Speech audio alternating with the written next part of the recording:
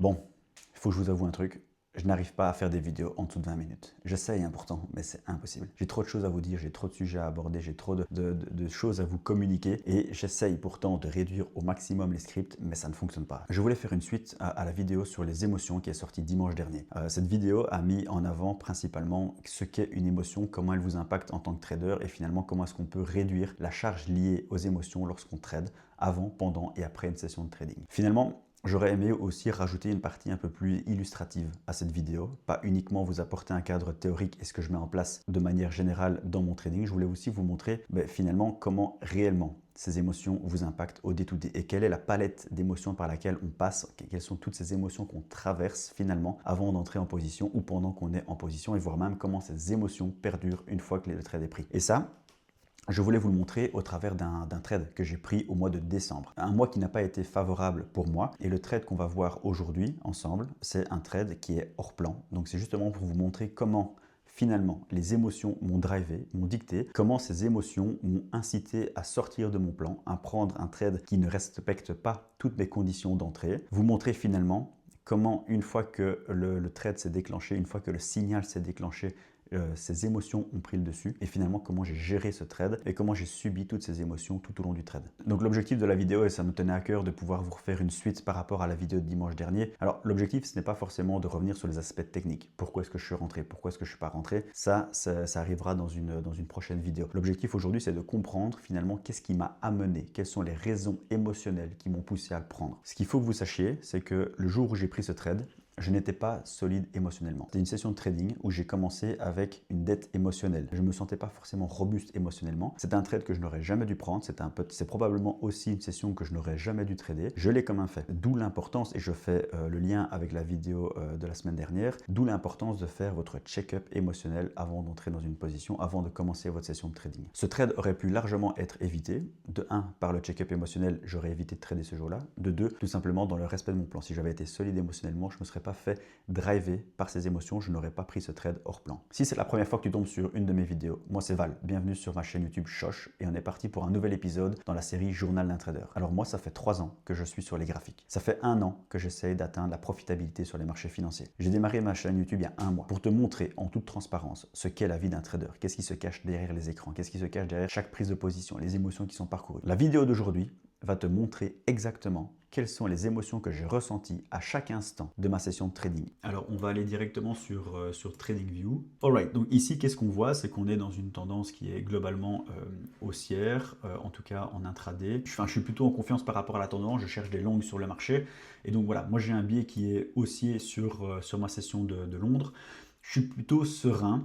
En tout cas, j'attends une cassure dans mes time zones. Il faut savoir qu'ici, on est un vendredi, donc je trade de 9h à 9h30 et de 10h30 à 11h, tout simplement parce que ça fait partie de mon processus de réflexion pour réduire mon exposition sur le marché et être là uniquement dans les time zones où j'ai un win rate le plus élevé. Et donc, je ne trade pas de 9h30 à 10h30, en tout cas normalement. Mais je ressens quand même une forme de dette émotionnelle. Ça faisait plusieurs trades que je perdais sur les marchés les jours précédents. Le mois n'avait pas été du tout un mois très intéressant, en tout cas au tout début. J'avais enchaîné quand même plusieurs mois compliqués aussi, donc j'avais cette forme de dette émotionnelle quand je suis arrivé. Alors, j'aurais peut-être dû à ce moment-là, en fait, prendre des distances par rapport au marché et ne pas trader.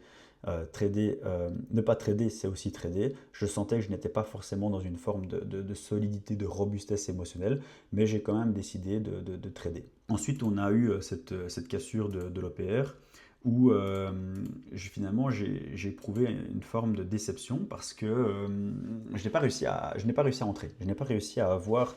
En fait, le marché ne m'a pas donné mon setup. Toutes les conditions n'étaient pas respectées. En tout cas, les conditions techniques que moi j'ai pour pouvoir entrer sur le marché à une cassure d'OPR. Ici, ce n'était pas le cas. Et donc, j'ai senti que le marché partait sans moi. J'avais une forme de frustration parce que voilà, je n'ai pas su... J'ai eu une forme de déception parce que je sentais que là, je n'ai pas réussi à rentrer sur le marché. Le marché ne m'a pas donné les conditions suffisantes que pour pouvoir appliquer ma stratégie. Ensuite, quand on est dans cette box ici jaune, hein, donc en fait j'ai mis des box en fonction des émotions, des différentes émotions que j'ai éprouvées sur le marché. La rouge était une émotion liée plutôt à la déception de voir le marché partir sans moi et de ne pas avoir pu appliquer ma stratégie. Puis j'ai une forme de frustration qui a été liée tout simplement parce que je vois en effet que ce marché confirme et qu'il part sans moi et que je ne suis pas dedans. Ensuite, on arrive donc dans la box suivante, qui est la troisième émotion que je vis et qui est une émotion liée en fait à l'espoir. Je me dis, ok, là on réintègre l'OPR. Là peut-être que je vais pouvoir saisir des opportunités, sachant que moi je ne traite pas entre 9h30 et 10h30. Mais mon plan qui a été optimisé me permet de trader de 9h à 9h30 les vendredis et de 10h30 à 11h, pas plus.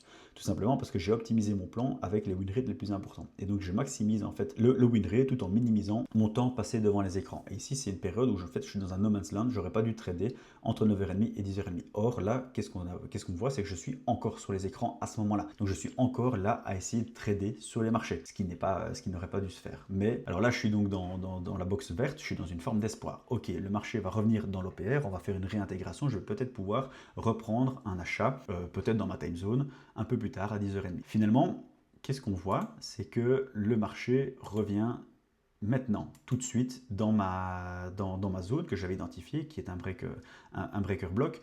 Et donc, tout de suite, ça réagit. Et je me dis, ok, là, je suis en train de voir une cassure de l'OPR et je ne suis pas dans ma time zone. Donc, j'ai une forme de FOMO.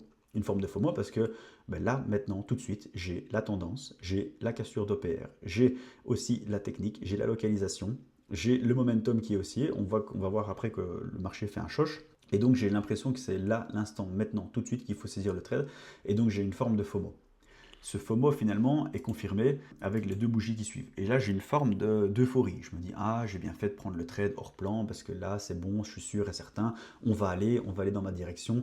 Je vais avoir raison cette fois-ci, je suis sûr à 100%, c'est le moment, c'est l'instant. Voilà, je me sens euphorique. Et finalement, très vite, j'arrive dans une nouvelle émotion, qui est l'émotion d'anxiété, de stress, de peur. Tout simplement parce que le marché se retourne et on est en train de creuser mon drawdown, en tout cas dans mon trade. Je suis en négatif sur ma position et cette position négative, en tout cas ce drawdown, va s'avérer assez long.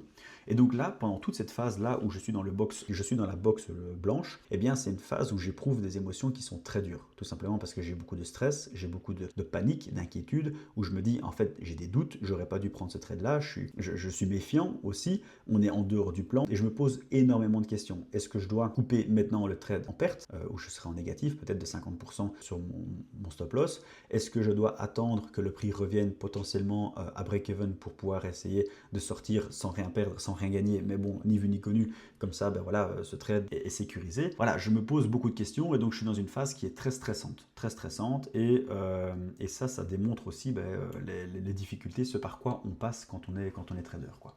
Et ensuite, on arrive dans cette zone orange. Et là, je me dis, ok, j'ai enfin à nouveau de l'espoir. On va peut-être remonter, j'aurai l'occasion éventuellement de sortir à break-even. Voilà, en toute tranquillité, je peux sécuriser mon trade. Finalement, on voit quoi? C'est que c'est des émotions qui sont liées à de l'espoir, mais aussi en même temps, je ressens une forme d'impatience. Il faut vite que je sorte de là. Je n'en peux plus. Je suis soumis à ces émotions-là depuis trop longtemps. Il est temps que ça se fasse, ça se termine. J'ai d'un côté de l'optimisme, mais en même temps, j'ai de l'anxiété parce que là, maintenant, le marché peut toujours se retourner, peut toujours me stop loss. C'est des émotions qui sont très compliquées à vivre parce qu'il faut savoir que ça dure un temps certain. Ça fait plus d'une demi-heure là que je suis là, le nez sur les écrans, à accepter en fait que le marché potentiellement va me sortir. Et puis, on arrive dans cette phase où il y a une forme de désillusion. On voit que le marché se retourne, on se dit, ok, là c'est bon, on est fini. C'est une forme de déception, c'est une forme de rage, on a aussi une forme d'agacement. Là, on arrive à un stade où on se dit, ouais, tu sais quoi, termine le trade, stop, sors-moi, qu'on arrive à ce stop loss. Il y a une forme d'angoisse de prendre la perte, mais aussi une forme de découragement et de démoralisation. Et on se dit, c'est bon, j'avais qu'à pas le prendre, de façon qu'on en termine, j'en peux plus, quoi. Et on préfère là maintenant acter la perte latente, on préfère là maintenant sortir du trade, parce qu'en fait, c'est tellement dur de tenir sa position avec toutes ces émotions-là qu'on se dit, ok, là c'est bon, vivement que ça nous sorte, vivement que ça se termine. Et puis on arrive en fait dans la dernière phase, qui est la phase de clôture du trade, et donc là on arrive à se faire sortir du marché, et c'est pas tout. Ok, on a été sorti, on a enfin une forme de soulagement, d'émotion de soulagement, parce que on est sorti du trade et qu'en fait on ne doit plus subir cette pression, ces émotions-là tout au long du processus. Mais par contre, ce qu'on ressent aussi après le trade, et ça peut durer toute la journée et ça peut gâcher des journées. Il y a beaucoup de traders qui sont impactés émotionnellement toute la journée qui suit, voire même toute la semaine ou tout le week-end, peu importe, on a ce sentiment de culpabilité, ce sentiment de haine envers soi. On se sent aussi humilié, on a un goût d'amertume, en fait, un goût amer dans la bouche, on est découragé parce qu'en fait, on se dit c'est encore un trade perdant, et puis on est anéanti parce qu'en fait, on a pris une erreur qu'on n'aurait jamais dû prendre. Et donc en fait, quand on voit finalement la palette d'émotions par laquelle on passe, pour un trade qui a été pris hors plan, on se dit mais bon sang, pourquoi est-ce qu'on se charge comme ça émotionnellement pour rien? Parce que si j'avais pris le trade dans le plan, j'aurais jamais eu ces conditions-là. J'aurais jamais vécu tout ça. Mais c'est des choses qui arrivent. Et donc finalement, d'où l'importance d'avoir un plan qui est strict et structuré. Et donc c'est ce que je vous ai mis ici. Sur les conclusions qu'on peut essayer de tirer de ce trade et de cette illustration que je fais par l'exemple ici et par un trade que j'ai réellement pris moi. Eh bien, comment éviter cela? C'est simple. Premièrement, respecter son plan. Quand on respecte son plan, on n'a pas toutes ces émotions qui interviennent parce que voilà, on suit le plan, on suit la trajectoire et donc on n'est pas maître de son destin, on n'est tout simplement pas en contrôle, c'est les probabilités, c'est les statistiques et donc dans ces conditions-là, on applique le plan et qu'on vienne toucher le TP ou le stop loss, nous, on n'a plus de maîtrise là-dessus. Donc quand on respecte son plan, on peut accepter son destin. On ne contrôle pas le marché, on ne contrôle pas le résultat, ni la fin du trade et donc on accepte plus facilement les choses. Ici, moi, je n'ai pas accepté les choses, je n'ai pas accepté la perte et la perte, je l'ai prise de plein fouet, tout simplement parce que c'est un trade que j'ai pris hors plan et j'aurais jamais dû le prendre et donc j'aurais jamais dû passer par toutes ces émotions. Et donc c'est ce qui rend aussi les conclusions plus compliquées encore et les émotions à devoir gérer après qui sont encore plus compliquées. Et quand on est face à un drawdown qui est accentué par des erreurs comme ça et toute cette charge émotionnelle qu'on a prise pendant tout ce trade, je peux vous dire que ça vous creuse drastiquement, émotionnellement en tout cas, et ça renforce, ça réaccentue votre méfiance sur les marchés. Ensuite, ne pas trader, mais comment éviter encore cela? C'est ne pas trader, c'est aussi trader. Et ça, c'est quelque chose que j'aurais dû faire, c'est quelque chose que j'aurais dû éviter. C'est un trade que j'aurais dû éviter, tout simplement parce que lorsque j'ai fait mon état des lieux émotionnel avant ma session de trading, j'ai compris tout de suite que je n'étais pas bien, que je n'étais pas solide émotionnellement, et donc j'aurais dû éviter de prendre ce trade.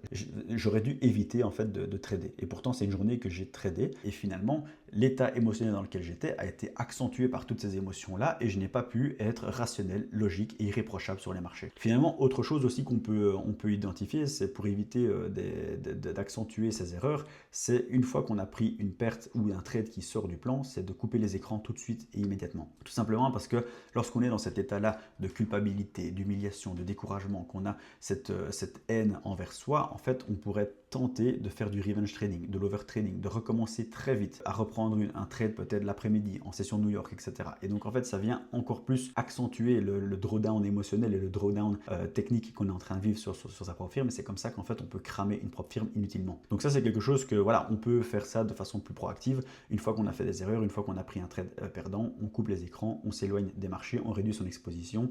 C'est quelque chose qui est aussi en lien avec le point numéro 3, ne pas trader, c'est aussi trader. Alors je dirais qu'aussi la dernière chose qu'on pourrait rajouter, et je ne l'ai pas mentionné dans les points, c'est qu'en fait très vite, dès qu'on voit qu'on est hors plan, et qu'on commence à réaliser, parce qu'on ne réalise pas ici, là on est dans les phases d'euphorie, on se dit qu'on va avoir raison, et c'est quand on commence à être ici, dans ces phases de stress, de panique, d'anxiété, qu'on se dit, ok, là potentiellement on a fait une erreur et qu'on devrait sortir. Et c'est là, en fait, techniquement, que j'aurais dû couper mon trade en perte. En fait, j'aurais dû accepter la perte et j'aurais dû tout simplement sortir à 50% de mon stop loss. J'aurais limité la casse, mais j'aurais surtout aussi évité d'assumer toutes les charges émotionnelles qui arrivent après. Donc voilà, ça c'est quelque chose qu'on peut faire aussi, c'est dès qu'on se rend compte qu'on est hors plan, tout de suite couper la position, arrêter de trader et voilà, espérer qu'on ne perde pas trop avec le spread. Donc voilà, j'espère que tu as kiffé ce petit exemple-là, c'est vraiment s'immiscer dans ma façon de trader, s'immiscer aussi dans les émotions que je ressens. Là, c'est vraiment c'est vraiment de l'illustration pure et dure, c'est vraiment en fait du vécu. Et donc là, c'est vraiment aussi moi qui me mets à nu devant toi et qui parle de mes émotions, de ce que j'ai ressenti en toute transparence et en toute humilité, sans filtre, sans masque. J'espère que cet exemple a été clair pour toi. J'espère que tu as aimé ce type de contenu, que tu as aimé cette façon de faire, ce format. J'espère que tu as compris aussi et qu'est-ce qui m'a poussé à prendre ce trade. Comme tu vois, je suis passé par de nombreuses émotions. Et quand tu t'exposes au marché, tu t'exposes à cette palette d'émotions également. Même si tu as l'expérience des marchés, finalement, tu es quand même sujet à ces émotions. Tu as pu voir finalement qu'en plus de la sanction financière liée au stop loss et la sanction que le marché m'a apportée, tu vois qu'il y a eu aussi une sanction émotionnelle. Ça a été un processus pénible, très dur à endurer et que finalement sur une session il y a peut-être eu 1 heure ou 2 heures où j'ai subi ce trade et ça c'est très long et ça vous impacte tout au long de votre journée. On entend souvent des traders qui prennent une position, qui prennent un stop loss le matin et qui sont aigris toute la journée. c'est véridique. C'est des choses qui sont réellement vécues. Ça peut impacter votre vie de famille, ça peut impacter votre travail, ça peut impacter également vos relations sociales et humaines. Au plus vous subissez vos émotions, au plus ça peut engendrer des conséquences négatives pour votre entourage et pour vous. Moi, je vous invite tout simplement à aller voir la vidéo de la semaine dernière, à revoir cette vidéo aussi, faire les liens entre eux et voir comment est-ce que vous pouvez adapter votre plan de trading, comment vous pouvez adapter également votre routine au quotidien pour essayer de minimiser l'impact de vos émotions. C'était Val dans Journal d'un Trader. On se retrouve très vite pour un nouvel épisode. Ciao, ciao les amis.